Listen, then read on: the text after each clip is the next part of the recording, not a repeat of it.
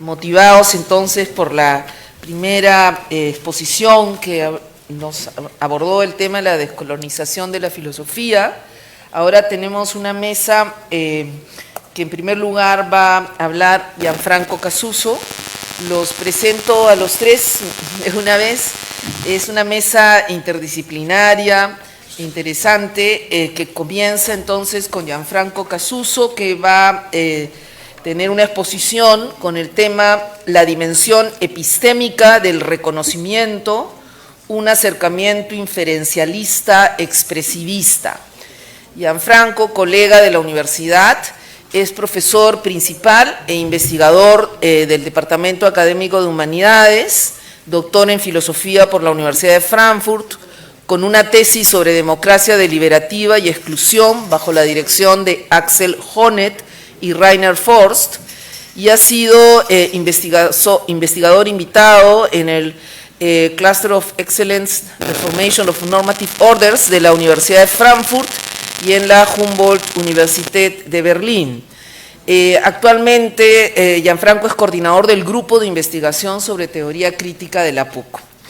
Seguidamente hablará el doctor Víctor Masi Guaycucho, a quien le doy la bienvenida en nuestro campus de la universidad. Es profesor de Filosofía en la Universidad Nacional de Educación Enrique Guzmán y Valle y doctor en Educación por la misma universidad. Sus áreas de investigación son epistemología, filosofía peruana, pensamiento originario y educación intercultural. Pertenece al grupo de estudios filosóficos Hamutak, no sé si Hamutak, y a la Sociedad Peruana de Filosofía. Entre sus publicaciones están la presentación de Juan Yumpa, Mito y Racionalidad en el manuscrito quechua de Huarochirí, Incas y filósofos, en torno a la interculturalidad. En último lugar, vamos a escuchar en esta mesa a Miguel Rodríguez Mondoñedo, también colega del Departamento de Humanidades y actualmente nuestro jefe. Él es doctor en Lingüística Teórica por la Universidad de Connecticut y en Lingüística Hispana por la Universidad de Arizona. Ha sido profesor asistente en la Universidad de Indiana. Sus intereses de investigación están centrados en la teoría gramatical, en particular la distribución, configuración, interpretación y adquisición de las estructuras nominales, la sintaxis del evento y la relación entre sintaxis y discurso. Actualmente dirige un proyecto muy interesante, me parece de reciente publicidad, sobre la lengua de señas peruana, que tiene por propósito elaborar una gramática y un diccionario para personas con problemas auditivos, ¿no?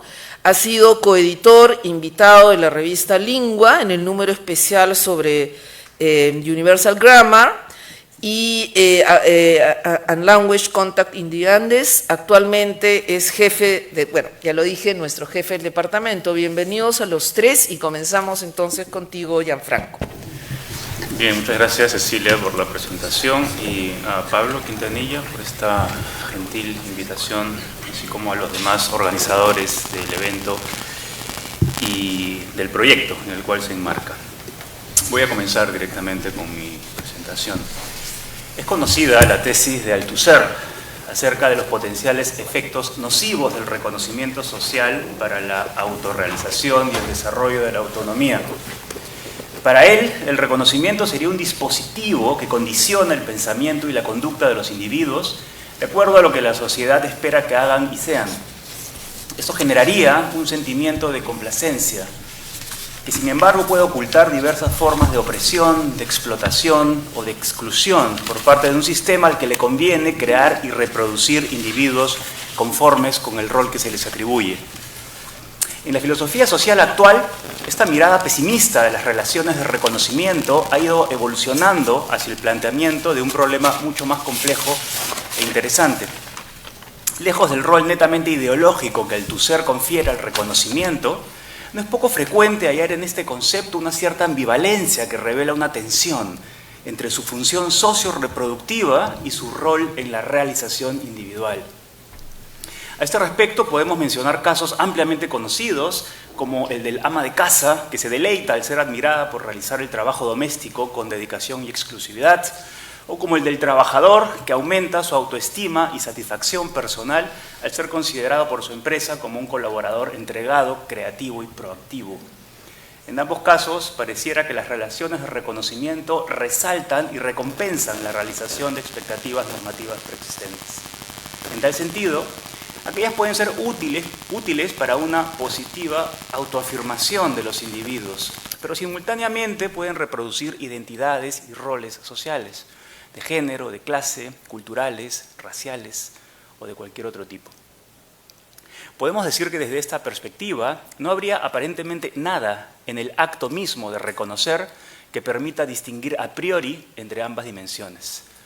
Aceptando esta legítima preocupación, ha de admitirse que a toda relación de reconocimiento le es intrínseco un lado reproductivo, ya que ésta debe darse sobre el trasfondo de valores existentes, al menos tácitamente aceptados, que sean comunes a quien reconoce y a quien es reconocido.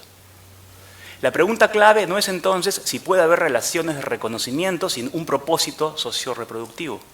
El problema radica más bien en averiguar cómo deben entenderse las demandas por reconocimiento para que la reproducción social se complemente con la realización del individuo, de manera que ésta no dependa únicamente de la aceptación de normas vigentes, sino que responda a la capacidad de los agentes sociales de producir conocimiento. En mi ponencia abordaré esta problemática desde una perspectiva que he denominado inferencialista expresivista, la cual considero que no ha sido suficientemente explorada en el contexto de la filosofía social, a pesar de su enorme potencial para abordar temas tan relevantes y actuales como el diálogo entre culturas, las posibilidades de descolonizar a la filosofía y, más en general, la realización de una más que nunca necesaria crítica a las ideologías. Aceptemos que toda relación de reconocimiento implica la asunción de roles dentro de una estructura normativa. De esta manera, cuando se da el reconocimiento entre A y B con respecto a X en E, donde A es quien reconoce, B es quien es reconocido, E es un determinado espacio de razones válidas y X es cualquier valor en ese espacio, lo que A lleva a cabo no es solo un reporte descriptivo de propiedades empíricamente constatables en B, sino que además sus creencias con respecto a B se basan en y originan una serie de compromisos y actitudes prácticas. Así, por ejemplo, si yo reconozco los méritos de alguien como un académico, es porque creo tener una idea más o menos clara de las cualidades que definen a la categoría académico. A este primer orden de normatividad pertenecen las creencias y los significados sociales vigentes, los cuales ofrecen al sujeto en busca de reconocimiento buenas razones para actuar. En mi ejemplo, este orden normativo se basa en la aceptación generalizada de las normas que regulan la actividad académica, tales como la producción de conocimiento fundado en argumentos y evidencia sólida, la cual está necesariamente asociada a la capacidad de transmitir coherentemente dicho conocimiento y someterlo al escrutinio de los pares mediante publicaciones y discusiones en congresos, al manejo de un determinado canon de autores, al uso de metodologías específicas, etc. Además, las mismas normas que garantizan el reconocimiento pueden ser utilizadas por el sujeto para evaluar si el juicio estuvo bien fundado y reclamar en caso considere que no está recibiendo lo que le corresponde. Según esto, el sujeto afectado puede basar su reclamo en la creencia de que el individuo o la instancia encargada de reconocer sus virtudes efectúa un juicio erróneo, al no poder identificar sus acciones como un caso particular ajustado al contenido de la norma válida. A este primer nivel es muy difícil distinguir a priori si ser reconocido como académico bajo parámetros sociales previamente aceptados favorece o más bien podría llegar a afectar negativamente la vida del sujeto reconocido, teniendo éste que adecuarse al contenido previamente determinado del rol social que desea asumir. Aquí la función socioreproductiva del reconocimiento simplemente se confunde con aquella orientada a la realización individual. Ahora bien, un caso distinto se presenta cuando en el sujeto se desarrolla el sentimiento de estar siendo despreciado no tanto porque las normas que definen el rol de académico han sido mal aplicadas, sino, podríamos decir, porque éste considera que lo que hace no corresponde a la creencia según la cual la publicación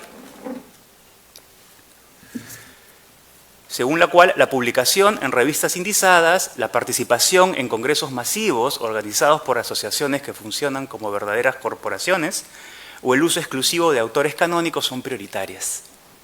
Contra esto, el sujeto podría dar preferencia a la labor pedagógica y considerar que la rica experiencia formativa que impulsa en sus estudiantes es injustamente desdeñada en beneficio de criterios más propios de una lógica mercantil basada en la acumulación de una producción cuantificable en rankings administrados por intereses privados.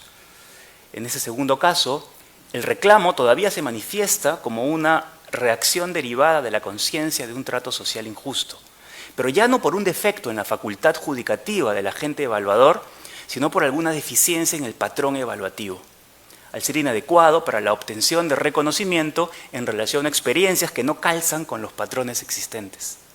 En realidad, lo que muestra ese segundo caso es que las normas de reconocimiento admiten más de una interpretación y que siguiendo la experiencia de los sujetos o grupos afectados, estas interpretaciones divergentes pueden tomar la forma de un desafío al conocimiento hegemónico.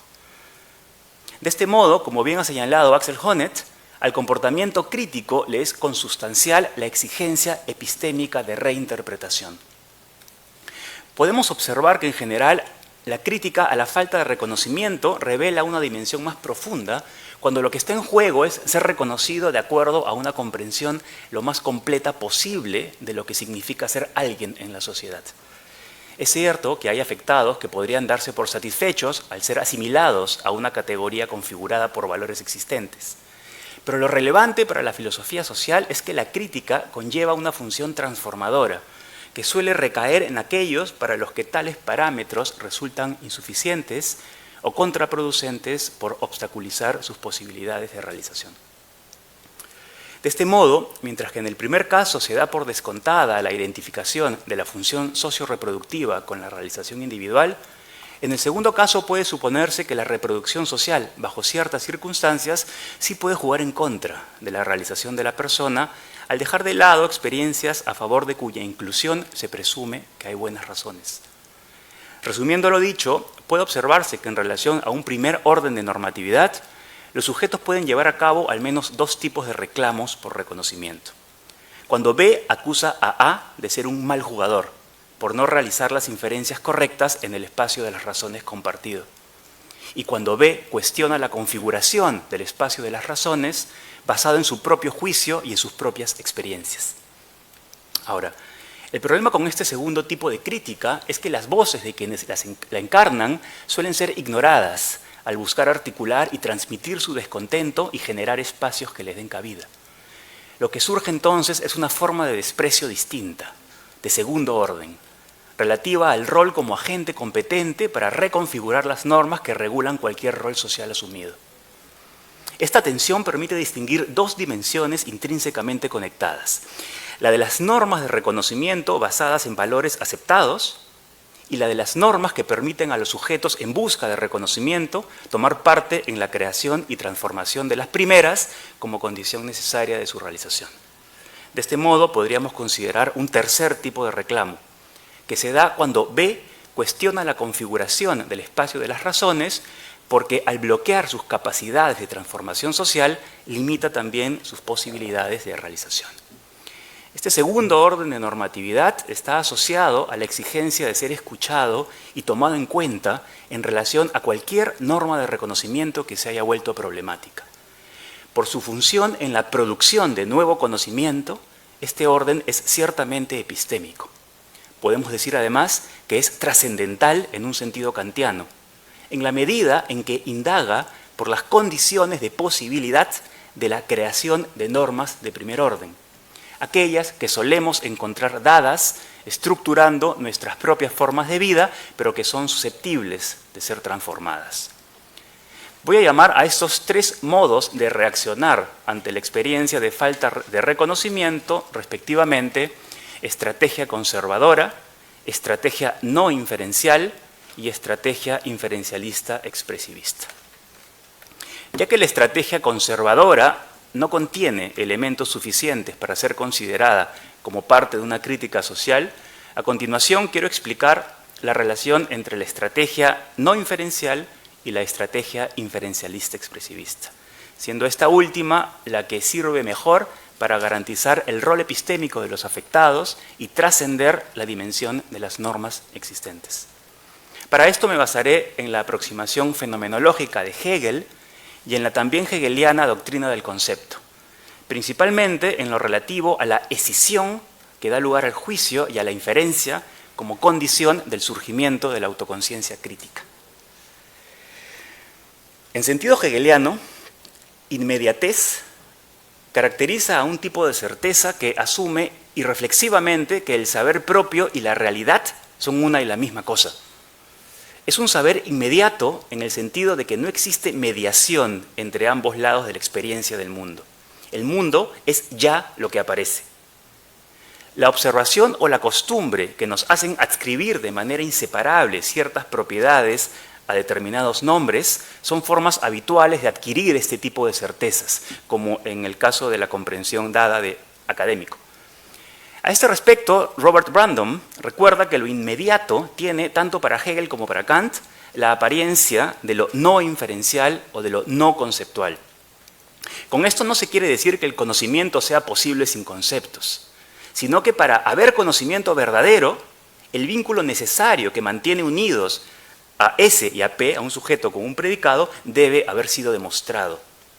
Este elemento mediador es propiamente el concepto, pero solo una vez que su contenido se ha explicitado. Esto es, en lenguaje hegeliano, una vez que sus determinaciones se han exteriorizado. Esto ocurre primero en la forma del juicio, luego de lo cual su verdad, inicialmente presente solo como una certeza subjetiva, puede comprobarse inferencialmente a través del silogismo. Según Kant, como también recuerda Brandom, toda certeza puede ser inmediata o mediada. A lo primero llegamos de manera no inferencial, por ejemplo, por simple observación. Lo segundo, por el contrario, es el resultado de una inferencia. Requiere por ello de una prueba, la cual constituye el término medio del silogismo. Según esto, si bien lo inmediato es el indefectible primer paso para la construcción de todo saber verdadero, en virtud precisamente de su apariencia de certeza incuestionada, no hay en él aún posibilidad de error. Hegel se basa en la idea kantiana, según la cual la ausencia de error no se debe a que la certeza inmediata juzgue siempre correctamente, sino más bien a que no juzga en absoluto. La capacidad de juzgar, como sabemos con Kant, es un pensar mediato, que subsume lo particular bajo lo universal. Esto para Hegel significa que el juzgar es, cito, la determinación del concepto a través de sí mismo. Es decir, el acto de extraer de él mismo su contenido particular, haciéndolo explícito, cognoscible. Inicialmente, todo concepto aparece solo como el momento subjetivo, tácito o inmediato, aún no realizado, que requiere del juicio para ser expresado. Este no hace sino escindirlo en sus momentos constituyentes, sujeto y predicado, posibilitando su fundamentación y su eventual revisión. Con estas reflexiones, volvamos ahora a nuestro tema. Cuando se produce el reclamo por reconocimiento y B asume una estrategia no inferencial, él está basando su demanda en otra representación inmediata. Opone a un contenido no demostrado otro contenido no demostrado que él poseía previamente. Por el contrario, cuando asume una estrategia inferencialista expresivista, B está reclamando por el término medio aún no visible, por la prueba que demuestre que a la definición de académico le pertenecen efectivamente las propiedades inicialmente atribuidas. En otras palabras, cuando B cuestiona que no se le considere como un buen académico porque el significado actual del concepto no abarca sus experiencias particulares, no está simplemente oponiendo una certeza inmediata a otra, ni tampoco es el caso que tal demanda proceda de la pura arbitrariedad, puesto que la experiencia moral particular por sí sola no puede considerarse como fuente de normatividad. B está más bien reclamando un tipo de reconocimiento más fundamental, asociado a la capacidad de intervenir en la justificación y en la eventual reconstrucción de las categorías a partir de las cuales se definen y valoran sus acciones y se forma su identidad. De lo expuesto podemos derivar al menos dos conclusiones. La primera es que el supuesto saber no conceptual es en realidad la ausencia de conciencia sobre los nexos inferenciales que lo constituyen. A pesar de que el conocimiento inmediato parece ser el más verdadero al tener la forma de una certeza, solo cuando se expresa judicativamente su estructura conceptual y se hacen explícitos tales nexos, surge la posibilidad de la verdad o el error. Entonces, no es que no haya concepto, sino que la demostración de su validez se da por descontada. No se ve como necesaria hasta que surge una demanda por parte de los afectados, la cual desafía su inmediatez y posibilita evaluar si la estructura inferencial que la sostiene era correcta. La segunda conclusión es que el punto de partida para oponerse a una realidad injusta no es la experiencia subjetiva por sí sola, sino un conjunto de creencias compartidas hegemónicas, pero cuya certeza es aún inmediata, en el sentido arriba explicado. Para Hegel, tal certeza inmediata comienza a ser superada cuando se adquiere la conciencia de que los conceptos con los que creemos experimentar el mundo no llegan realmente a abarcar toda su riqueza, cuando lo que aparece, el fenómeno, se revela como meramente aparente y ya no como la verdad. Se trata de escindir, de separar el saber de la cosa, de mostrar que el contenido de la conciencia y la realidad no son idénticos, y abrir así un espacio de posibilidad donde nuevas determinaciones y reconfiguraciones puedan ser admitidas en lugar de aceptar la consistencia vigente como única configuración racional posible del mundo. Este hiato o escisión, Entzweiung en alemán, es el mismo proceso de mediación descrito arriba, anteriormente, y es lo que permite cuestionar el estado normal de las cosas, aquello sobre cuya verdad hasta el momento no había ninguna duda, Zweifel en alemán, y aquí hago notar el parentesco etimológico entre la palabra escisión, el número 2, y la palabra duda. En virtud de esta escisión operada sobre la certeza, mediante la cual ésta se duplica al abrirse una posibilidad que antes no existía, la sociedad puede reconocer que el mundo puede ser de otra manera. En este sentido, y con esto termino, la crítica social puede definirse como la exigencia de fundamentación de un conocimiento inmediato, cuya primera etapa es explicitar su contenido conceptual expresando en juicios un saber tácito presente inicialmente en una forma meramente abstracta. Si bien el uso de los conceptos puede adquirir diversas formas y conducir a asumir compromisos prácticos, el dominio o uso genuino de los conceptos requiere algo más. Requiere la conciencia de estos vínculos en el juicio y la demostración de su validez en la inferencia. El genuino usuario de conceptos, afirma Brandom, debe poder situarlos en un espacio de implicaciones. Y solo en esta etapa, con la demostración que se articula sobre la base de juicios, puede aparecer la posibilidad de desafiar la validez de categorías sociales y con ello crearse las condiciones para una verdadera crítica a la ideología. Muchas gracias.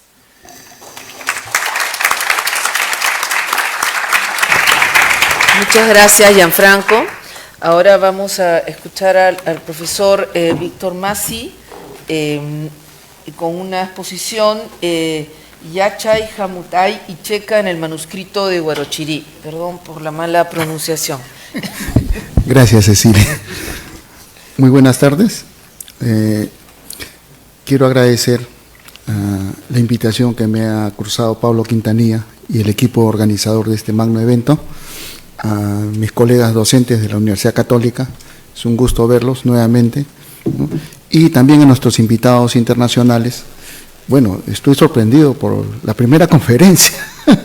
Lo que antiguamente nosotros propugnábamos, hablábamos en los congresos, inclusive acá en la Católica, no se tomaba en cuenta, ¿no? Pero ahora me doy con la sorpresa de que este tema ya no es solamente peruano ni personal, ¿no? Es un tema que atañe mucho a lo que venimos proponiendo hace mucho tiempo, ¿no? Disculpen la redundancia. Y bueno, nuestros invitados internacionales, amigos todos, ¿no? Bienvenidos al Perú, welcome. En realidad, el proyecto de la geografía y la filosofía y esta publicación que realizó Pablo con todo el equipo, ¿no? Permite dar una visión de lo que muchas veces se discute, ¿no? En algunos momentos hemos tenido mucha tensión con otros filósofos peruanos al decir que eso no existe, es perder el tiempo, ¿no? Sencillamente este tema es perder el tiempo. Pero lo que yo he planteado personalmente es que yo no soy el primero. No, eso ya el Inca Garcilaso en 1609 ya había hablado del tema ya. Después, en 1945, sobre la filosofía bantú también se habló sobre el tema. Y en la década del 60, 70, Luis El Barcárcel, en fin, ¿no? Es decir, el tema estaba ahí, solo que ahora hay un giro ahora, ¿no? Y eso me permite, ¿no? Exponer o plantear el tema en debate. En el año 1995, ¿no? Nosotros publicamos, voy a leer porque no quiero irme por las ramas, me van a disculpar, tengo la mala costumbre de irme por los costados, prefiero leer, ¿no? Esta ponencia plantea una revisión sobre nuestra postura preliminar expresada en nuestra publicación del año 1995. Este libro se denominó Mito y Racionalidad en el manuscrito quechua de Guarochirí, ¿no? Y se hizo en coautoría con Alberto Ángeles Macavilca, natural de Guarochirí de San Lorenzo de Quinte. En este libro consideramos que representaba como desafío el estudio del manuscrito, ¿no? Desde distintas disciplinas que había en ese momento, ¿no? La antropología. Recuerden que acá en la Católica, ¿no? Se publicó un libro interesante, ¿no? Guarochirí 400 años después, ¿no? Es una de las publicaciones tan interesantes que no se le ha tomado en cuenta, ¿no?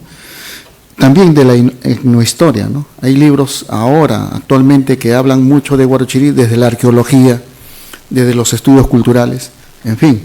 Y también recién se gira la mirada hacia la lingüística o lo que llamamos etnolingüística, porque se ha descubierto que el lenguaje, el idioma que hay en el manuscrito a veces no coincide con lo del Cusco. Por eso que Arguedas, cuando estudió el tema, él mismo decía, ¿no? Hay palabras que yo no entiendo, no comprendo, ¿no? Es que no estaba hablando en un solo universo lingüístico, sino en distintos universos lingüísticos.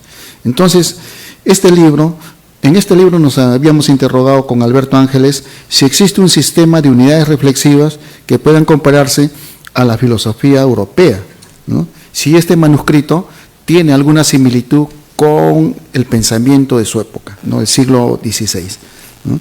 Y cuáles serían las evidencias para reconocerla como una legítima reflexión filosófica, habida en cuenta que se aplican categorías que el sujeto subalterno no puede tener cultura.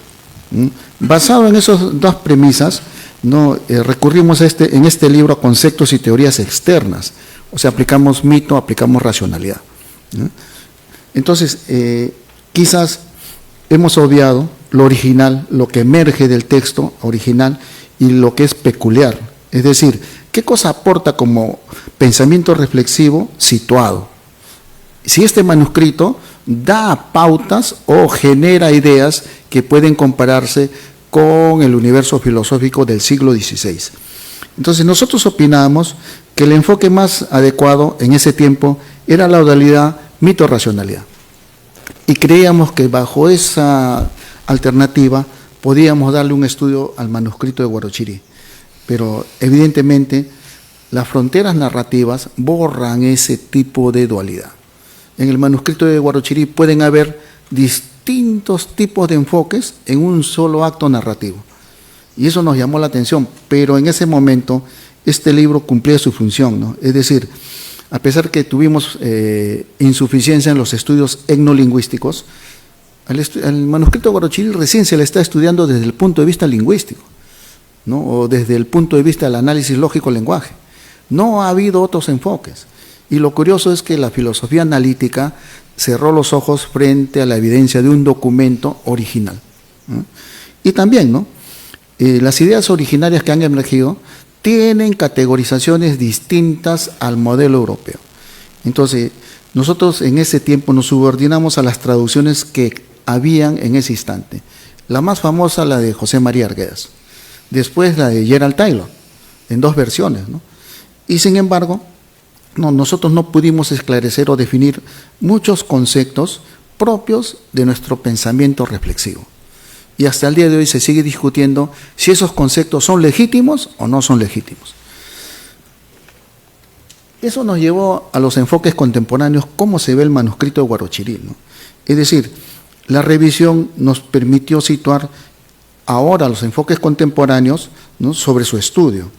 Y esto nos lleva a la necesidad de recurrir a nuevos enfoques, tomando en cuenta los criterios de traducibilidad y comparabilidad. La teoría de la traducción es tan importante en el manuscrito de Huarochirí que uno no percibe, ¿no?, que a veces el traductor está cometiendo errores. Un ejemplo, ¿no? Gerald Taylor traduce, dice, ¿no?, cuando tienen un problema, invocan, dice, ¿no?, Kaita Yuyachihuay, Hamuta Chihuay, ¿no? Y dice Taylor, lanzaban las hojas de coca para vaticinar.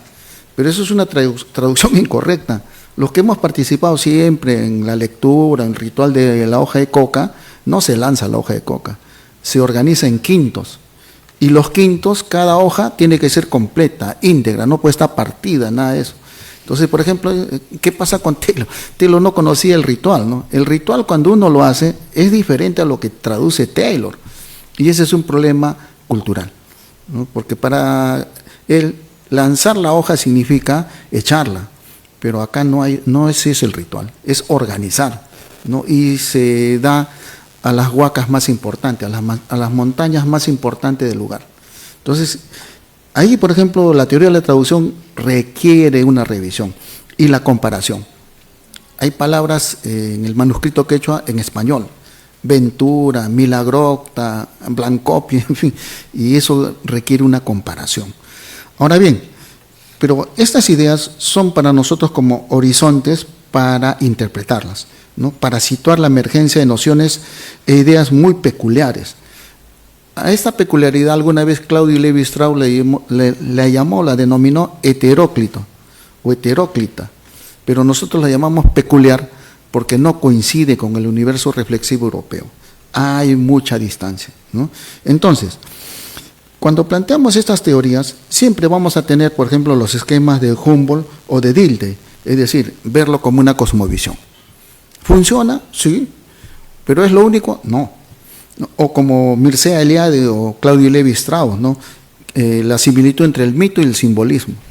Entonces, es una posición, un punto de vista antropológico, pero que nos sirve.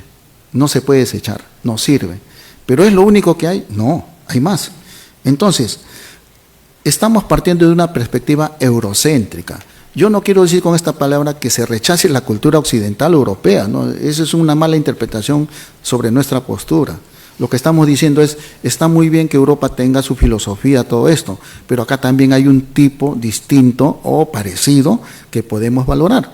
Entonces, la postura eurocéntrica hace descender todo lo que llaman universal a los hechos particulares, creyendo que así funcionan. ¿Y funcionan así? La respuesta es no. Ahí tenemos que entrar a ver la legitimidad, ¿no? Es decir, a veces todos plantean un estudio de lo autóctono, distanciándose justamente de lo autóctono, aplicando categorías externas. Y lo importante no es aplicar las categorías, que eso está bien, sino generar las propias a partir del propio pensamiento, que eso es más difícil de hacer, ¿no? Entonces, cuando hacemos más europea nuestra interpretación, creemos que es más legítima. Y hay un error, ¿no? Cada vez que nos distanciamos de lo autóctono, perdemos lo original y rico que hay en el pensamiento. Entonces, aquí entramos a un terreno que Salazar Bondi había denunciado, ¿no?, a la copia, al calco, a la imitación, ¿no? Es bueno tener un concepto general de la filosofía, pero también es bueno tener un concepto peculiar de lo que nosotros hemos generado a la cultura universal. Entonces, no le podemos imponer a nuestros estudios, ¿no?, camisas de fuerza. Es decir, creyendo que esas camisas de fuerza van a funcionar tan igual como funcionaron en Europa. Ahora, la revisión de nuestro estudio preliminar del manuscrito plantea una postura no eurocéntrica. Es decir, a esto le hemos denominado giro originario. ¿Es nuevo? No. Esto es antiguo. Solo que ahora la mirada ha regresado al originario en el sentido que a nivel mundial hay reacciones, ¿no? Es lo que hoy día llamamos las otras filosofías.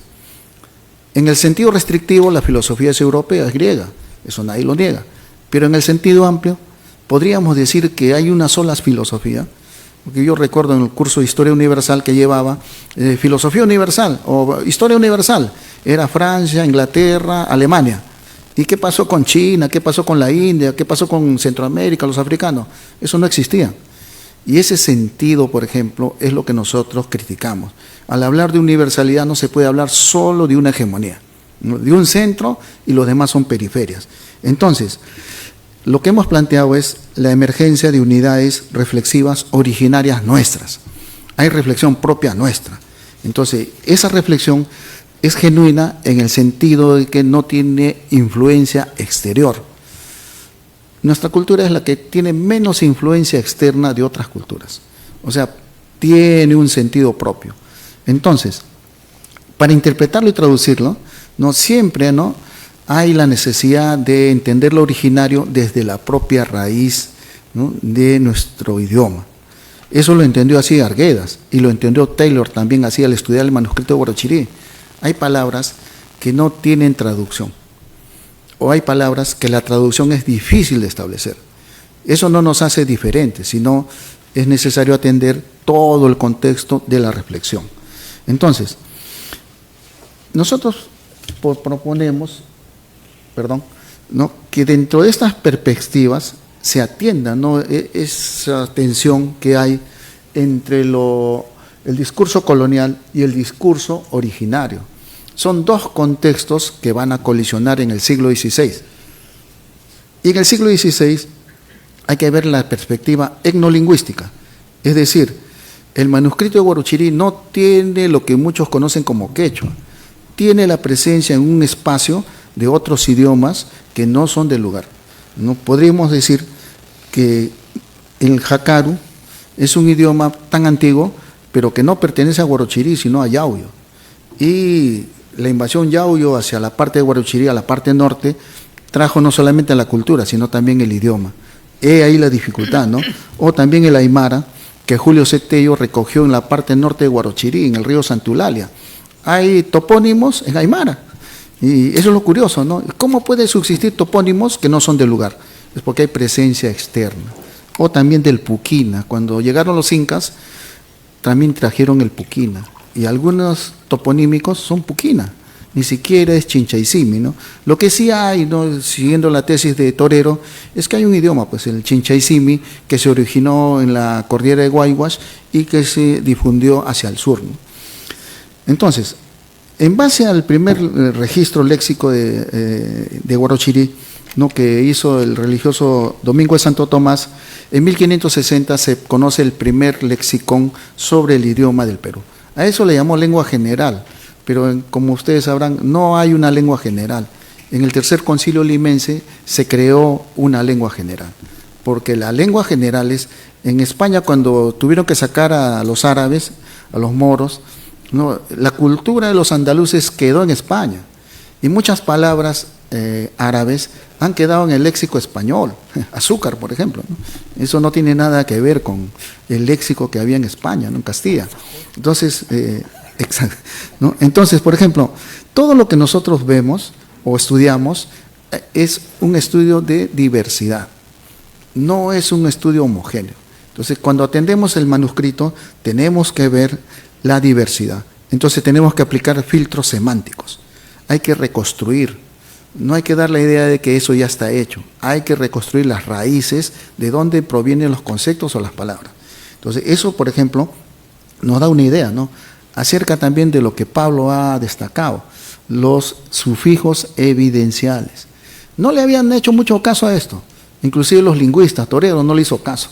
Pero después se dieron cuenta que efectivamente los sufijos denotan una variación del significado, ¿no?, el conocimiento.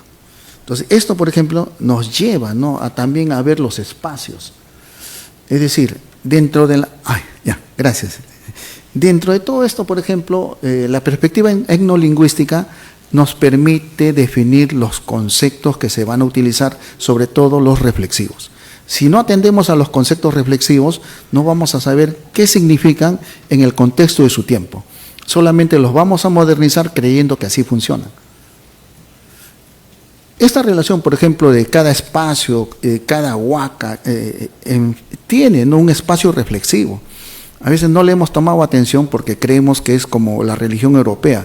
El término huaca no es deidad, ¿no? Muchos discreparán conmigo, pero el término huaca es otra definición muy distinta, es tutelar, es el que protege. No es un Dios único, porque ustedes saben que acá en el Perú no habían dioses únicos. Era un conflicto, una pelea, una batalla, ¿no?, una tensión entre tutelares, ¿no? Y eso nos lleva pues a las unidades reflexivas originarias, ¿no? Es decir, hay palabras, hay conceptos que hay que redefinir. Yachay, ¿no?, como saber, Rixikuy como conocimiento, Jamuta, ¿no?, como entendimiento, Yuyay como pensamiento, Kamachikuy como razonamiento. Ustedes me dirán, pero eso solo es europeo. Está en el lexicón de 1560. Ahí está. No, yo no lo estoy inventando, por si acaso. Lo que sí se conoce y no está en el manuscrito es la palabra camasca, que Guamán Poma de Ayala dice, eso es filósofo, dice, ¿no? Está en el folio 72. Y agrega uno más, Amautarruna. ¿Qué cosas son? Filósofos, dice. Pero muchos miran, pero no, en el Perú no había filosofía, no, está hablando tonterías. Pero está la evidencia histórica. Yo no lo estoy inventando, por si acaso, ¿no? Está ahí, ¿no? Ahora, ¿por qué pone Guamán Poma? ¿Por qué se le ocurre poner eso a Guamán Poma? Esa es otra discusión, ¿no? Pero que está, está. Entonces, nos lleva a la otra condición, ¿no?, a los mediadores del Yachay. Y el texto más filosófico en el manuscrito de Huarochirí es el Encuentro de Zorros, el Atucatinque. Ahí está una teoría del conocimiento, una teoría del saber. Y cada sufijo sobre conocimiento va a variar para entender el vaticinio. Es decir, en el Encuentro de Zorros hay la idea de lo que hoy día llaman hipótesis, pero eso se llamaba antiguamente vaticinio. Y el vaticinio tiene que ver justamente con la aplicación que hoy día llamamos epistemología, saberes que no son saberes abstractos, sino son concretos. Para predecir el fenómeno del niño había que observar la constelación Colca o Cabrías. Entonces, en el mismo manuscrito dice, si están grandes va a haber buena lluvia, y si están pequeñas va a haber sequía, vamos a sufrir. Pero si están demasiado grandes, entonces va a haber demasiada lluvia. Entonces hacían la observación para ver qué se sembraba, qué no se sembraba, o qué se hacía con el ganado, o qué no se hacía con el ganado. Entonces esto, por ejemplo, les da una idea acerca de cuán importante era saber, ¿no?, sobre el Hanan Pacha. Y las conclusiones, ¿no? Bueno, la principal conclusión que nosotros hemos llegado, ¿no?, con este trabajo y que está publicado en el libro, es que el saber en el manuscrito de Huarochirí no tiene fronteras. No es como en Europa que le ponen una frontera para aquí y para allá. Esto es aglutinante.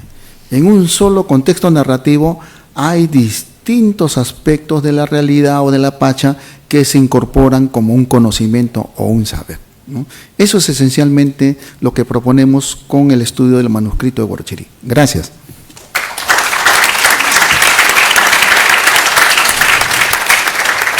Muchas gracias, Víctor. Seguramente después podrán plantear sus preguntas. Vamos a terminar entonces la mesa con la intervención de Miguel. ¿Van a cambiar de sitio? Ya, ok. Ya. Entonces vamos a cambiar los... Para que tengas... Ya. Cambiamos también.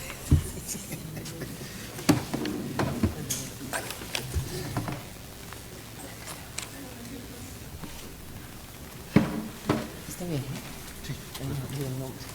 Sí. Sí, acá Víctor me prestó su reloj que no es Rolex, porque nos han obligado a apagar los celulares, pero no había forma de controlar el tiempo. Dice que es Cholex. No es Rolex. Ok, entonces comenzamos, Miguel, contigo. Muchas gracias también a los organizadores por la invitación. Muchas gracias a todos por estar aquí. Yo soy una especie de, digamos, huésped, porque no soy filósofo.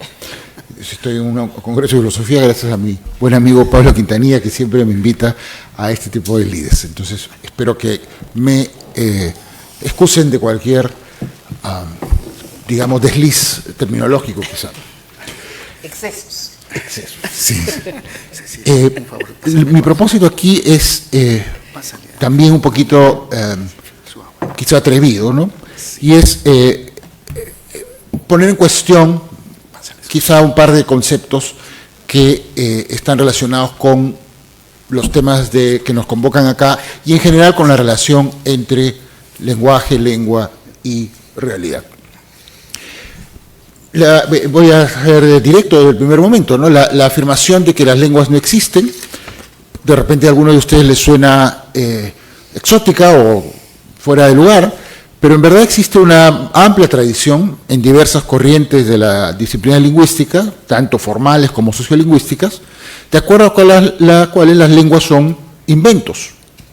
Quizá que hasta aquí no tengan mucho que objetar, pero en realidad inventos no de sus hablantes o de sus señantes, cohablantes o coaseñantes, sino de algún agente externo. Hay una amplia tradición que puedo citar, está allí, podemos conversar. Esta tradición además no necesariamente es la misma, no es que todos están de acuerdo en esa lista o en todas, de hecho algunos se detestan mutuamente, pero ambos, digamos, convergen en la misma idea. Y en efecto la evidencia a favor de esa conclusión es abundante, en mi opinión. Quisiera mostrar, dentro de las muchas cosas que se han aducido en favor de esto, una en particular que tiene que ver con varias de las cosas que se han discutido incluso en esta mesa, ¿no es cierto? Este es un texto ya, bueno, antiguo, es un texto famosísimo de un caballero inglés, un Sir, ¿no? Grierson, que hizo un survey de las lenguas de la India, ¿no? Y lo describe así. Primero, muy pocos nativos, se refiere a nativos de la India, al momento son capaces de comprender la idea que se connotada por la palabra una lengua. Una lengua. Sabes que en el inglés no hace distinción, pero en este caso estamos hablando de una lengua. Digamos, encuentra a este señor que ha hecho una revisión que le tomó más de 20 años de todas las lenguas de la India, ¿no? Es la primera gran revisión de eso. Entonces se encuentra que sus informantes o las personas a las quienes acude, pues no tienen una idea de qué cosa es una lengua. De hecho, literalmente dice que prácticamente todos los nombres de las lenguas que él está poniendo ahí, que es el primero en recoger de manera tan exhaustiva, han sido inventados por los europeos. O sea, y él mismo señala, bueno, aquí en este caso yo he tenido que inventar he tenido que inventar el otro, etcétera, etcétera. Entonces, y eso incluye, digamos, elementos tan, comunes ahora como bengalí, ¿no? O como, digamos, indostán, etcétera, ¿no? Ahora, ¿qué significa esto? Bueno, significa que desde esta perspectiva las lenguas han sido, y en realidad siguen siendo, ¿no?, inventos políticos, ¿no?, instrumentos ideológicos, ¿no?, apoyados principalmente en la ilusión de uniformidad que brindan los sistemas de escritura. Esa es la idea en líneas generales, ¿no? De hecho, y esto es también interesante y es usado como en todo caso un punto de discusión, sino una evidencia, en el catálogo más completo que tenemos ahora de lenguas, que es el Ethnologue, es un catálogo que está online, ahí se ofrecen hasta ahora 7.164 lenguas. Pero además, el catálogo, con seriedad, honestamente, ofrece también 40.000 denominaciones nativas para esas mismas lenguas. Entonces, esas mismas lenguas, en sus diferentes variedades, etcétera, reportan nombres distintos a los de las lenguas, digamos, oficiales europeas. Ahora, un punto interesante, que no tengo tiempo de explorar ahorita, pero un punto interesante es que en muchos, si no es que una enorme cantidad de casos, esos nombres, digamos, nativos de las lenguas, en realidad son simplemente hablar, ¿no es cierto? O sea, ¿qué cosa hablas? Como yo hablo, ¿no? Y entonces la gente, los europeos rescataron ese nombre, ese hablar, como el nombre de la lengua en muchos casos, y cuando no fue posible, inventaron otro. en ese sentido, no necesariamente, y es importante destacar esto, no necesariamente todas las comunidades lingüísticas usan su autodenominación como nombre de la lengua. No todo el mundo, digamos, dice yo soy quechua y quechua es mi lengua, ¿no? Y de hecho nosotros mismos no hacemos eso, ¿no? Nosotros decimos, nosotros somos peruanos y el castellano es nuestra lengua. O sea, hay una diferencia entre cómo nos nombramos a nosotros y cómo se nombra a nuestra lengua. Esa es la situación común. Obviamente las razones históricas nuestras son un poquito distintas que las de otros, pero la situación es la misma, ¿no? Entonces uno podría decir, bueno, ya entiendo la lógica, ¿no? El español, el inglés, el francés, pues son nombres básicamente guiados por intereses políticos. Pero entonces uno podría regresar, bueno, entonces lo que sí existen son los idiolectos. O sea, cada uno pues tiene su versión de la lengua, ¿no? Y en ese sentido, en realidad, la propuesta aquí es que tampoco la noción de dialecto captura apropiadamente la realidad del conocimiento lingüístico. Hablar o señar, ¿no?, pone en actividad, en verdad, múltiples sistemas gramaticales y no gramaticales, ¿no?, que además están cambiando constantemente. No existe en la realidad no existe un sistema estable del cual podemos atribuir propiedades esenciales, por supuesto que no, pero propiedades tan radicalmente, con tan radical efecto cognitivo como a veces se trata de hacer. De hecho, cierta literatura propone diversos conceptos para lidiar con esta situación fluctuante, ¿no? Se llama linguar a veces, ¿no?, translinguar, desinvención, ¿no? Invención, digamos, el texto que mencionaba anteriormente de este investigador que recopiló las lenguas, pues usa la palabra invención y sobre eso se ha basado alguna literatura para hablar de desinvención, integracionismo, ¿no? Todo esto generalmente bajo la premisa de que el lenguaje, la palabra lenguaje, nombra realmente una actividad situada, por supuesto, en cierto contexto de negociación, generalmente del reconocimiento, del poder, etc. Ahora, yo voy aquí, por supuesto, a aceptar plenamente, 100%, de que el linguar o cualquiera de sus equivalentes refleja propiamente la actividad del lenguaje, ¿no? Eso es lo que se hace, ¿no? Sin embargo, contra lo que se llama a veces el integracionismo, básicamente clásico por lo menos, básicamente Roy Harris y sus seguidores, voy a rechazar, sin embargo, que la necesaria eliminación del mito de las lenguas nos conduce necesariamente a eliminar la noción de lenguaje, porque esta es una versión radical del integracionismo y de las corrientes alrededor de él. Y es que, bueno, no solo no existen las lenguas, no existe el lenguaje, ¿no?, que el lenguaje es también una especie de imposición, si quieren, más técnica, mejor planteada, o lo que fuera, pero una imposición sobre lo que es la realidad de la actividad lingüística. Yo, voy a rechazar esa extensión del integracionismo, pero mantengo, sí, porque, no solamente los integracionistas piensan esto, en realidad muchos lingüistas, tanto de diferentes corrientes, afirman esto, ¿no?, que las lenguas en realidad son inventos, pero ni siquiera de sus hablantes, ¿no? O sea, son inventos de alguien de afuera por razones enteramente propias de que inventa, no del hablante, ¿no? Siguiendo a Chomsky, pero también literatura contraria a Chomsky, afirmo que la noción de lenguaje como una facultad biológica nos permite una mejor comprensión de este linguar que es la actividad lingüística. Y también creo que la evidencia a favor de una facultad lingüística biológica es abundante, pero aquí usaré solo un caso que pretende o quiere mostrar eso de manera clara. Tomo el ejemplo de Kierkegaard, que es un semanticista, un filósofo del lenguaje también, pero un semanticista fundamentalmente, que involucra todo un paradigma semántico en donde afloran, casi a simple vista, una vasta cantidad de propiedades que solo pueden ser internas al sujeto y que sin embargo constituyen rasgos centrales de los significados involucrados con reconocibles efectos gramaticales. Me refiero a la distinción entre nombres contables y no contables. Entonces, contables como sillas, autos o gatos, y no contables como agua, trigo o sal. Vamos aquí a veces contables, a veces de masa, en fin. Pero la distinción aquí es contable, no contable. Una propiedad gramatical, o sea, una propiedad, digamos, propia del funcionamiento gramatical, que diferencia contable de no contable, y además le da su nombre, es su capacidad de combinarse con números, manteniendo, y esto es muy importante, manteniendo su interpretación.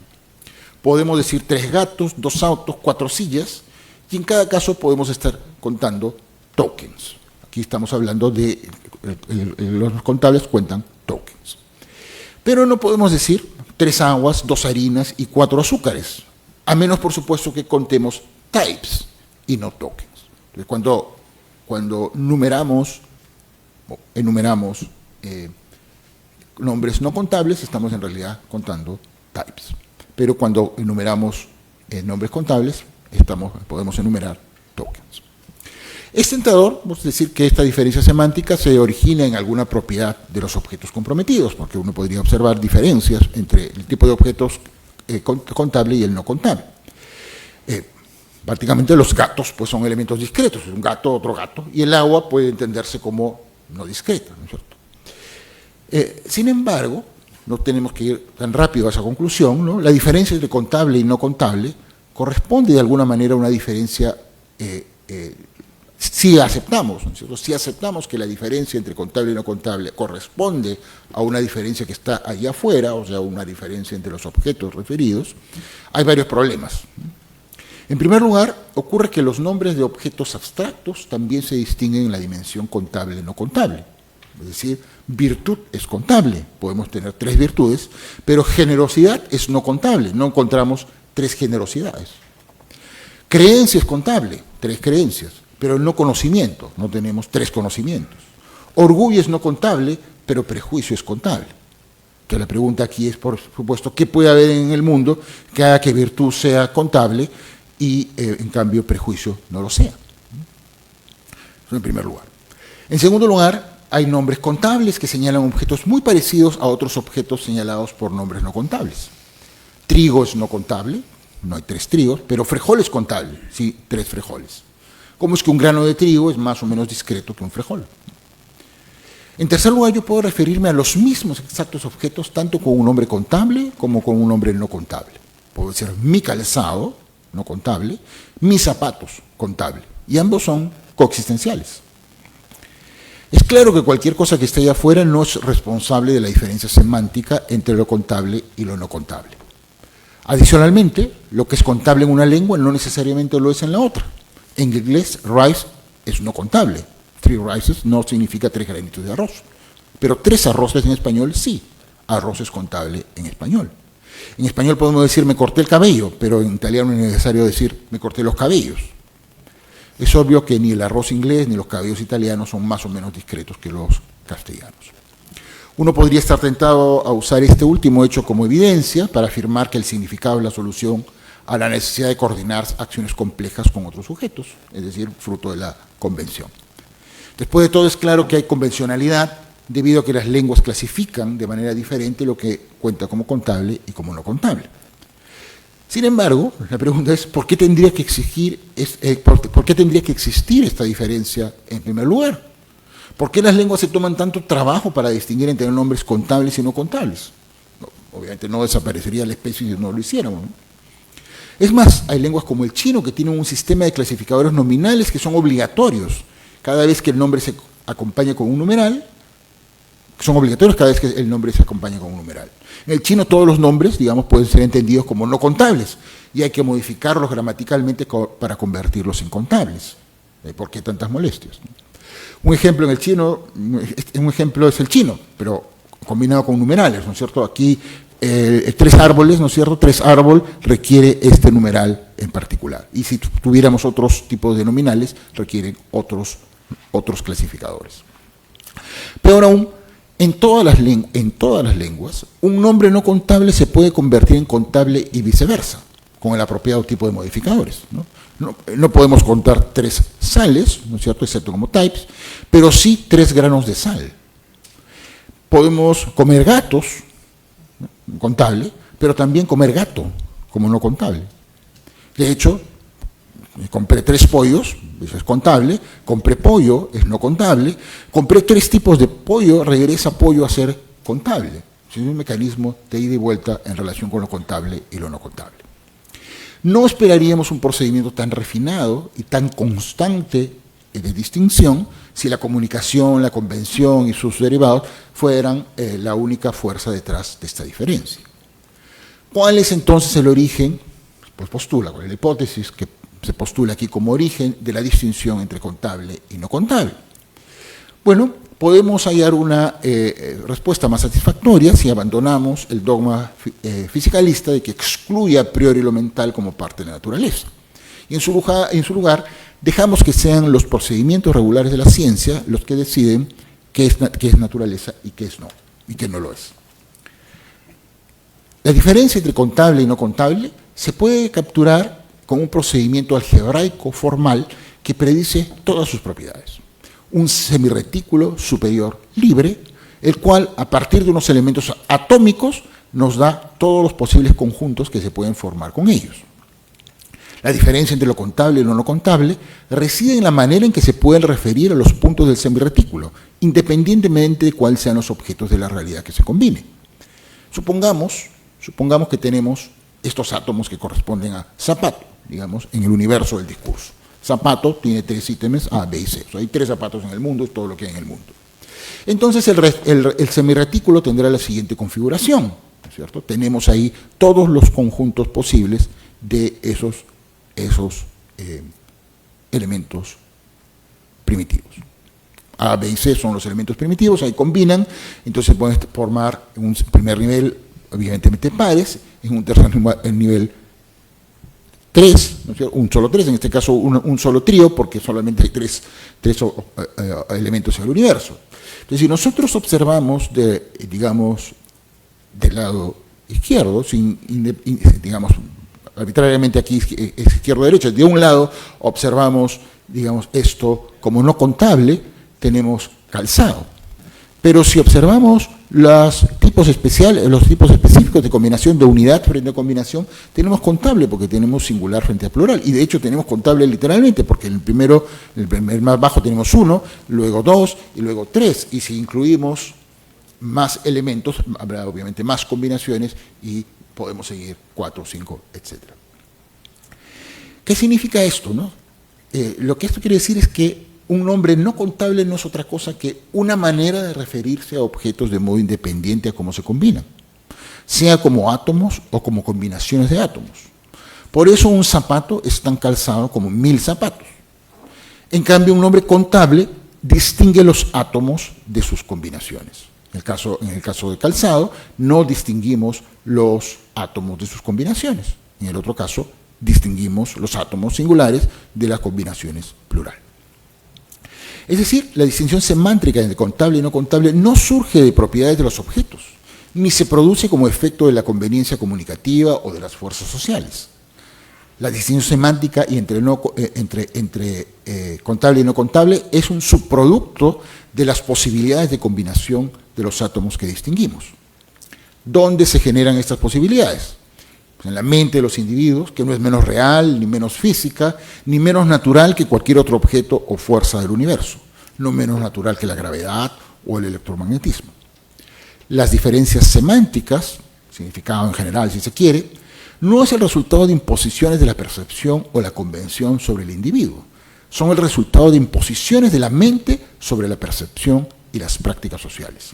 El significado, el lenguaje en general, es un objeto de la naturaleza, que puede y debe ser estudiado con los mismos métodos que se estudian los otros objetos naturales. Las prácticas sociales, incluido el linguar, la actividad de usar el lenguaje, son en efecto complejas y en constante flujo y cambio. La tarea científica, sin embargo, es encontrarlas invariantes. Tenemos una buena razón para creer que las vamos a encontrar. Somos una sola especie y debemos tener una capacidad cognitiva tan similar entre nosotros como nuestra capacidad digestiva, digamos. Muchas gracias. Muchas gracias, Miguel, por esta provocadora exposición que seguramente va a dar lugar a preguntas, así que se abre la ronda de preguntas. Ahí está Pablo. Pablo Quintanilla, si le pueden pasar el micro.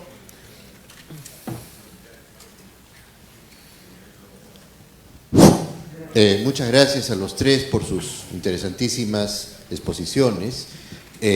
Uno podría pensar que no hay mucha conexión entre lo que los tres han dicho, pero creo que sí hay conexiones.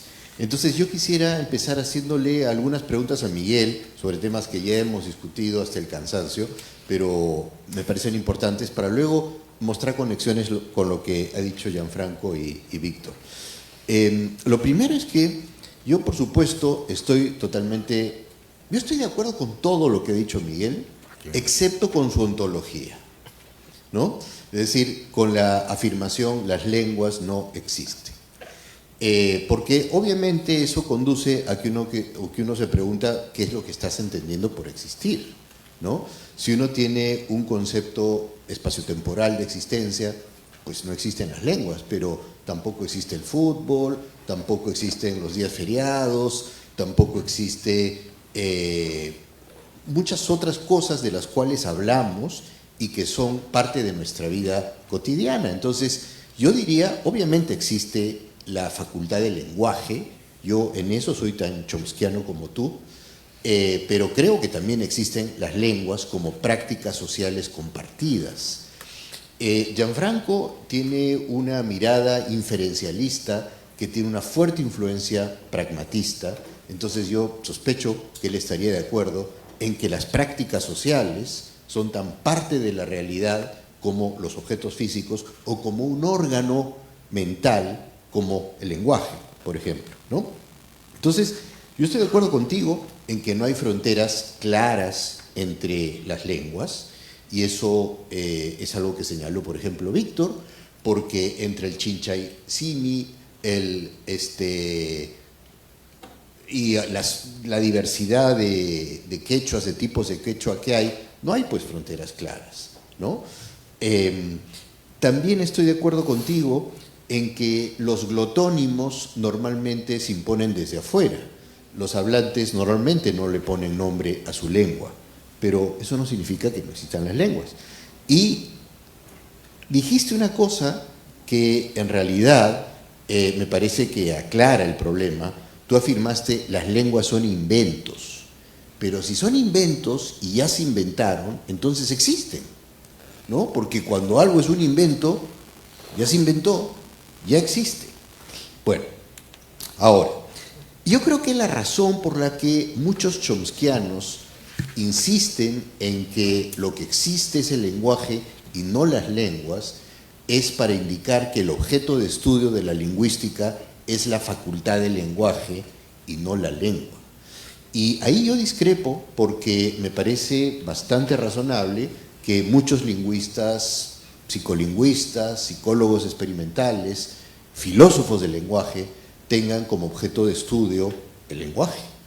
Pero también hay muchísimas otras disciplinas que tienen como objeto de estudio la lingüística. Tienen como objeto de estudio las lenguas. Entonces, si tuviera que hacerte una pregunta, Miguel, que ya te la he hecho en otras ocasiones en realidad, te preguntaría, ¿qué significa que algo existe? Porque si tú dices no existe X, ¿qué cosa es lo que sí existe?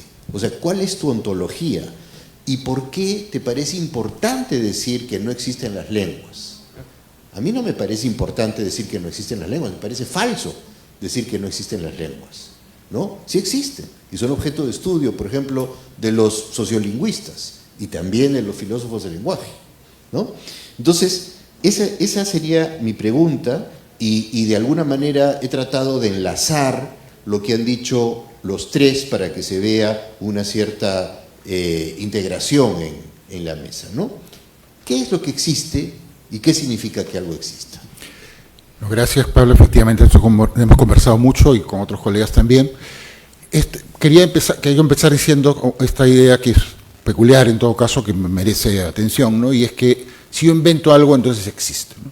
Entonces, claro, con ese criterio existen pues los unicornios, ¿no? Existen las brujas, ¿no es cierto?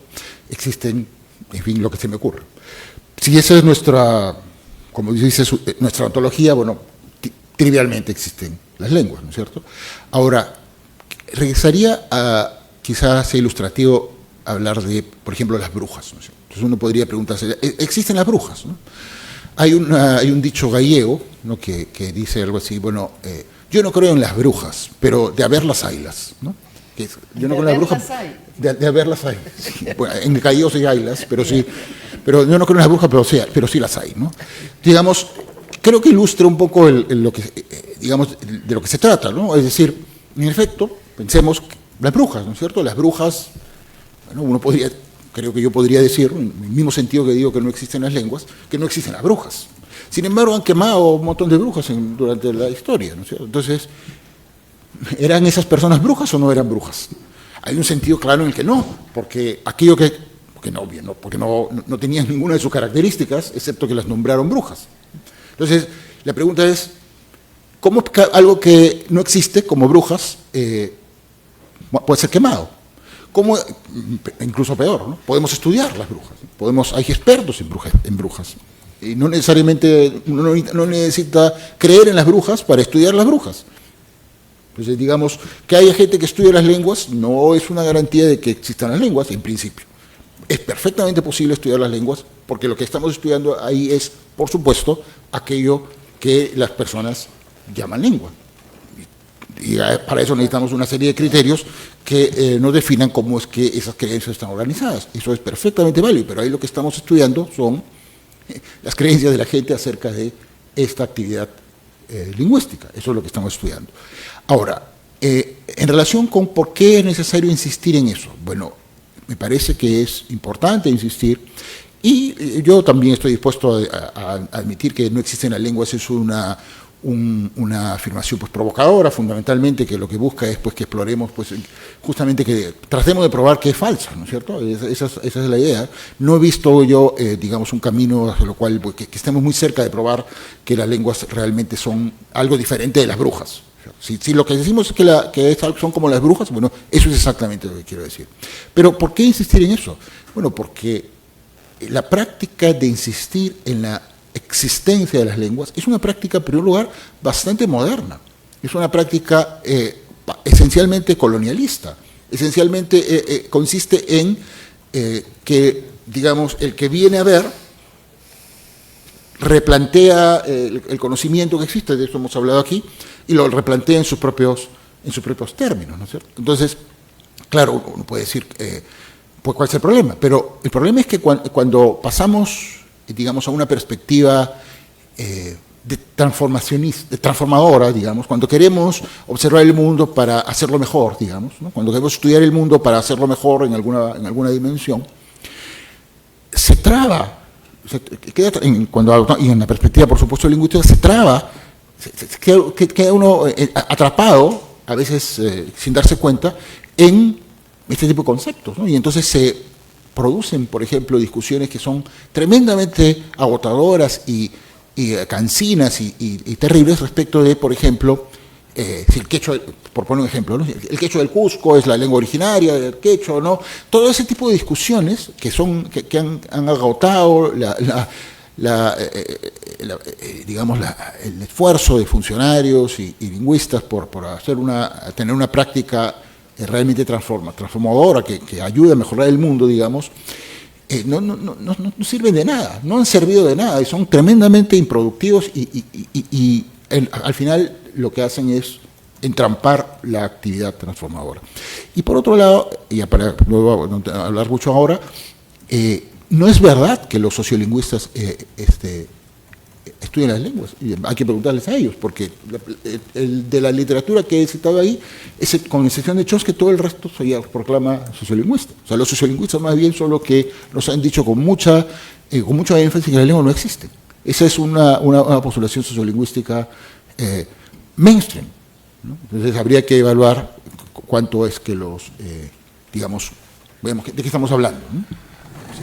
No sé si Gianfranco o Víctor quieran comentar algo. Sí, Gianfranco. Sí, brevemente. No sé si tu pregunta iba por donde voy a decir ahora, Pablo, pero tengo la sospecha de que sí. Cuando tú preguntas por el significado o por el uso que le dio Miguel al término existencia, yo inmediatamente pensé y reforcé esa creencia cuando Miguel dio sus ejemplos sobre el unicornio y la bruja. En qué es lo que hace que un concepto exista o tenga sentido dentro de una comunidad de hablantes, en un sentido pragmatista, brandomiano, y es su uso. ¿Y qué es lo que hace que un concepto sea usado correctamente? El modo como se encuentra en una relación de implicación con otros muchos conceptos. Por eso un concepto como libro corresponde a algo que existe, sin caer en ningún tipo de dualismo o ningún tipo de realismo ingenuo, mientras que el concepto de unicornio no. No porque no tenga una contraparte física, sino porque es imposible usarlo con sentido al no tener todo este entramado de otros conceptos en los cuales tiene una utilidad para los hablantes de esa lengua. Pero el concepto de lengua sí. Yo creo que por la misma razón. Pero yo iba más bien a tu pregunta sobre qué cosa significa que algo exista o cómo estás entendiendo existencia, ¿no? Y para no caer en ningún tipo, repito, de realismo ingenuo, yo creo que el término existencia, como cualquier otro concepto de cualquier lenguaje, solamente se pueden definir, me parece, a partir del uso, ¿no? Es decir, sin comunidad de hablantes no existen conceptos y por lo tanto no se puede predicar la existencia de nada, ¿no? Pero en fin, solamente quería en realidad preguntarte si te referías más o menos a eso, si por ahí podría ir tu propia respuesta acerca de qué es existir. Pero un segundito que creo que Sí, doctor Más sí. quiere hacer un comentario. Un comentario, ¿no? Hay una gran provocación. No existe el lenguaje, no, ya llama a investigar, ¿no?, los presupuestos, no solo los ontológicos, porque cuando se hace un estudio de los sistemas comunicativos, ¿no?, uno va encontrando que muchos presupuestos podrían o no coincidir con el grupo humano que vamos a investigar. Podría o no ciertos conceptos aplicarse o, como bien ha dicho Miguel, no se pueden inventar. En el caso que yo estudio, lo más trágico ocurrió cuando se empezaron a hacer catecismos. El Tercer Concilio Limense no inventó una lengua. ¿Qué es lo que hizo? Con la lengua predominante, con el idioma predominante, el sistema comunicativo predominante, estructuró un solo lenguaje. A eso le llamó lengua general. Entonces, cuando nosotros estudiamos esa famosa lengua general, nos vamos dando cuenta que no es tan general, sino que tiene elementos particulares que hacen, ¿no?, que se eliminen conceptos alternativos, definiciones alternativas. Entonces, ahí nos damos cuenta que a veces hablar de un concepto muy general, único, no existe. Siempre hay la necesidad de ir revisando los orígenes o la parte primitiva de ese sistema comunicativo en la evolución. Porque muchos creen que están hablando el quechua de hoy día y eso era lo que se hablaba en el siglo XVI, ¿no?, o antes de la llegada de los españoles. Craso error. Las lenguas evolucionan. Entonces, los sistemas comunicativos hay que verlos en las perspectivas de evolución o transformacionales, ¿no? Es decir, en qué medida han cambiado o cómo se han establecido de acuerdo a ciertos parámetros, o pueden ser de poder, de gobierno, o pueden ser también de cambios culturales, ¿no?, porque ciertos cambios culturales también modifican, no todo el sistema comunicativo. Eso es lo que quería opinar, ¿no? Gracias.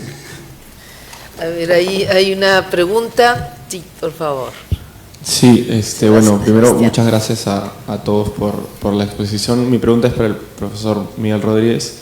Yo estoy de acuerdo con que las lenguas no existen si es que entendemos eso, bueno, eso yo lo vi por sociolingüística, si es que las entendemos como entidades lingüísticas. O sea, la frontera entre lenguas no es algo externo al uso de los hablantes y a las mismas, vamos a decir, a la continuidad lingüística del uso.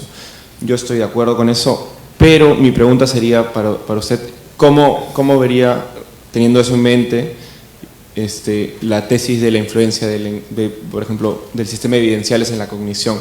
O sea, si es que cree que hay o no influencia de, vamos a decir, las lenguas, una vez que ya hemos aceptado que son imposiciones políticas externas a comunidades de hablantes, ¿qué sería lo que influye? ¿Sería la facultad de lenguaje? ¿Sería los patrones discursivos del lenguaje de esos hablantes? ¿Serían estructuras gramaticales profundas? ¿O nada influye en la cognición de esos hablantes? ¿No? Esa sería mi pregunta. No podemos decir que nada influye en la cognición, porque en realidad lo que tenemos que decir es que todo influye en la cognición, ¿no es cierto? Digamos, cualquier práctica, lingüística o no, ayuda a moldear la cognición. Por eso es que cada uno de los mentes o cogniciones o sistemas de conocimiento, o como quieras llamarlo, son únicos en cada individuo, ¿no? Cada individuo tiene su propia cognición, obviamente en el mismo sentido que tiene su propio estómago, y que claro, toda la comida que uno ingresa influye en cómo mi estómago va a funcionar bien o mal, y aunque tenemos todos más o menos el mismo estómago, en realidad cada uno tiene uno diferente porque tiene una práctica, digamos, gastronómica diferente, ¿no es cierto? Y no creo que sea diferente con la cognición, o sea que efectivamente todo aquello que nosotros hacemos moldea, entrena la cognición, ¿no? Entonces los evidenciales, por supuesto, te entrenan a identificar cierto tipo de información, de la misma manera que, digamos, si observas pájaros, te entrenan a observar, digamos, tipos de pájaros. Yo, por ejemplo, no puedo diferenciar los múltiples árboles que existen en el campus, pero tengo amigos que me dicen, ese es un tal, ese es un cual, yo no puedo, jamás me he entrenado en esa diferencia, ¿no? Entonces, la pregunta ahora es, bueno, ok, ¿no? So what, ¿no? O sea, no tengo ningún problema en aceptar que las prácticas sociales moldean la cognición, porque de qué otro modo podría ser, pero no veo, digamos, no veo cómo es que eso es diferente de otras prácticas. ¿Usted no le daría una primacía a los evidenciales en tanto estructuras gramaticales de otras prácticas que uno hace, ¿no? Como por ejemplo el observamiento de árboles? Influye tu cognición porque te da más capacidad de discernimiento. Eso es correcto, o sea, digamos, el tema porque lo que está quizá en cuestión es el tema de la primacía, ¿no es cierto? Efectivamente, yo creo que nuestro siglo, bueno, no nuestro siglo, los últimos 100 años, para no decir el siglo XX, pero digamos, me parece que hay un exceso de énfasis en la relevancia de las lenguas, no del lenguaje, en la cognición. Hay un exceso producido, es muy razonable por qué se ha producido este exceso, ¿no? Porque efectivamente ha habido también una costumbre desde mucho antes, ¿no es cierto?, una práctica, ¿no?, de considerar pues el lenguaje básicamente las lenguas europeas, ¿no es cierto?, y lo demás literalmente como no lenguaje, ¿no?, como algo distinto, ¿no? Y eso es un error garrafal, ¿no? Entonces, claro, entiendo que se reenfatice, ¿no es cierto?, que la importancia del inglés para los ingleses es la misma que la importancia del suajili para el suajili y del quechua para los quechuas, ¿no? O sea, claro que sí, ¿no? O sea, por supuesto, ¿cómo puede ser de otra manera? Por supuesto, ¿no? Pero, digamos, no significa eso, creo, que las lenguas tengan un lugar particularmente privilegiado en las prácticas cognitivas. Sin embargo, el lenguaje, digamos, entendido como facultad biológica, yo creo, y me parece que en eso podemos estar de acuerdo, tiene una primacía fundamental en el sentido de que sin lenguaje no hay cognición humana, ¿no es cierto? Es decir, el lenguaje forma las lenguas, el lenguaje evidentemente, digamos, crea nuestra cognición, diría yo, pero digamos, en tanto entidad biológica, en el mismo sentido que el estómago crea nuestra digestión, ¿no es cierto? Y lo cual no significa que esté aislada de sus prácticas, ¿no?, de las prácticas sociales, ¿no? Bien, a ver, hay una oportunidad de una pregunta más, sí, porque estamos un poco al término de la mañana. Sí, señor. Ahora están poniendo énfasis, dijo usted, en las unidades reflexivas, pero haciendo un recuento en función de todo lo que he expuesto, ¿por qué sería pertinente hablar de una filosofía y no una protofilosofía? Gracias. Bueno, el término protofilosofía no lo conozco, ¿no? Sería una prefilosofía en todo caso, ¿no? Pero es que el problema que partimos es desde qué punto de vista, desde qué enfoque estamos evaluando la pregunta, ¿no? Porque si yo utilizo un enfoque restrictivo, yo diría eso no es filosofía, ¿no? Porque no tiene esto, no tiene el otro, no tiene nada. Y no hay individuos que reflexionen, sino es un conjunto, una comunidad. Entonces, desde ahí ya estoy negando o estoy rechazando un concepto que podría no funcionar desde mi propia percepción.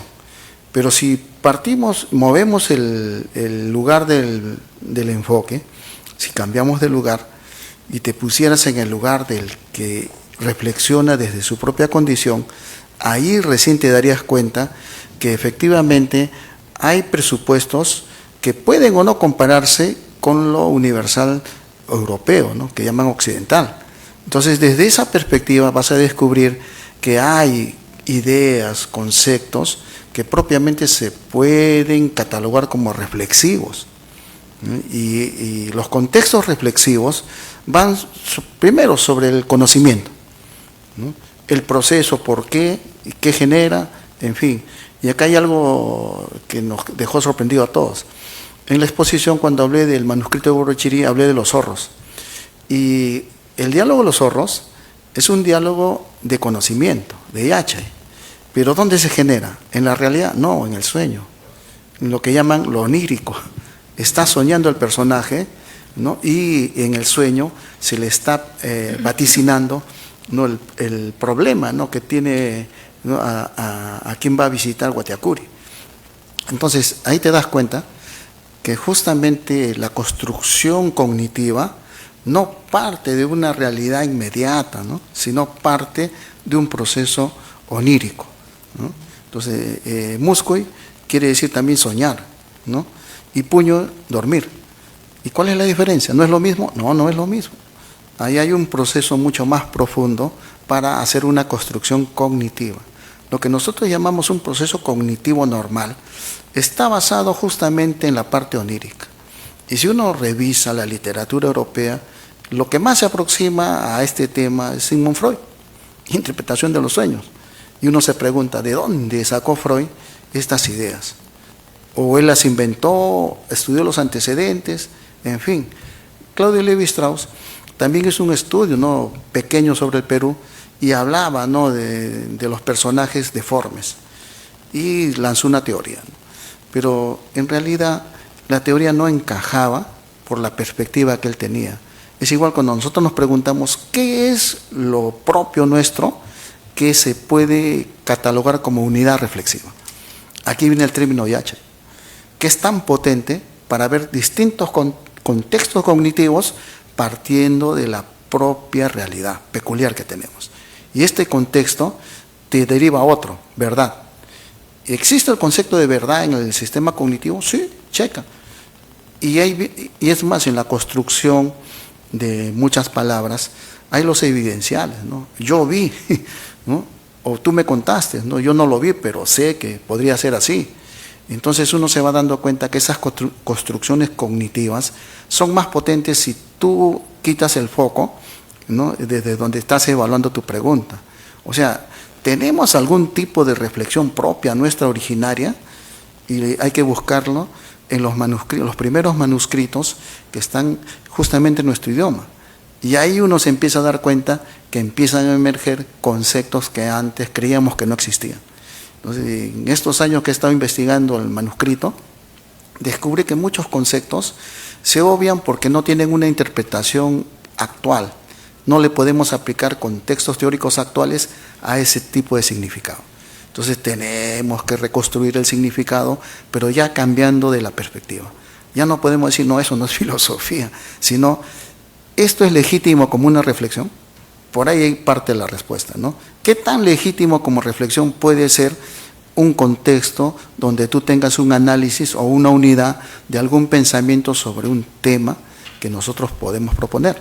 Podría ser ontológico, podría ser cognitivo, epistémico, en fin, ¿no? Y ahí tenemos mucho que hablar, ¿no? Bueno, lo dejo ahí. Gracias por tu pregunta.